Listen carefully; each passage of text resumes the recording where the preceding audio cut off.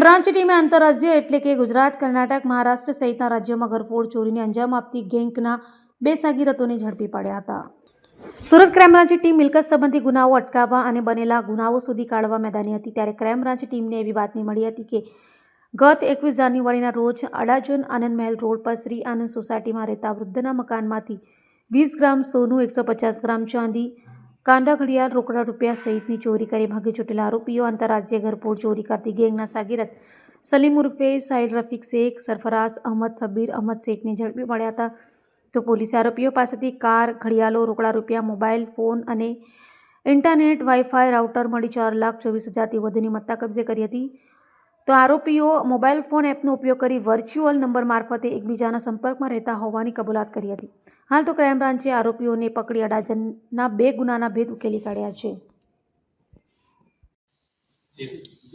સુરત શહેર crime branch દ્વારા વણશોધાયેલ ઘરફોડ ચોરીના ગુનાઓ શોધવા માટે અલગ અલગ ટીમો કાર્યરત હતી. એ ટીમોમાંથી પોલીસ ઇન્સ્પેક્ટર જે.જી. પટેલ અને પીએસઆઈ એસ.એમ. પાટીલ નાઓને એક માહિતી મળેલ કે સરફરાઝ શબીર શેખ જે બોઈસર મુંબઈનો રહેવાસી છે, જે અને એનો સાગરીત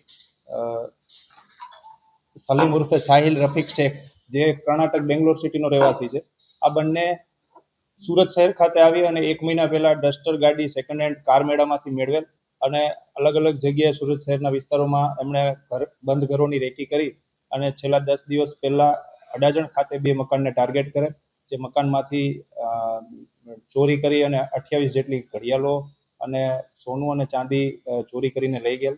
જે માહિતી આધારે ટીમ એક મુંબઈ ગઈ, મુંબઈથી આરોપીઓ મેળવી અને અહીંયા લઈ આવીને પૂછપરછ કરતા બંને આરોપીઓ પાસેથી એક ડસ્ટર 4 વ્હીલ ગાડી, કાંડા ઘડિયાળ કુલ 28 નંગ, રોકડ રૂપિયા 20,000 અને એમની સાથે 5 મોબાઈલ અને એક રાઉટર ડોંગલ મળેલ છે અને કુલ 4,28,000નો મુદ્દામાલ કબજે કરેલ છે.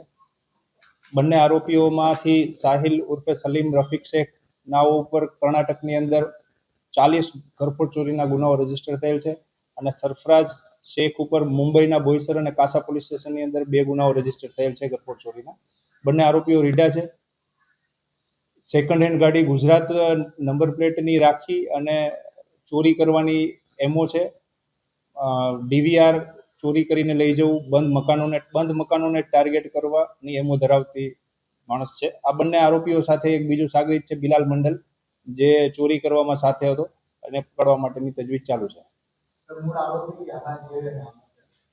સરફરાઝ શબીર શેખ છે એ બોઈસર મુંબઈ મહારાષ્ટ્રનો છે અને સલીમ ઉર્ફે સોહિલ રફીક શેખ છે એ બેંગ્લોર સિટી કર્ણાટકનો છે.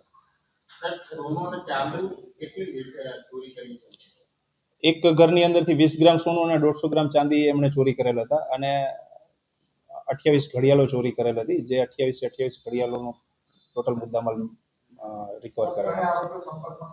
ત્રણેય આરોપીઓ ખૂબ રીઢા છે, ઘણી વખત જેલની અંદર પણ ગયેલા છે અને જેલની અંદર ત્રણેયનો કોન્ટેક્ટ થયેલ છે.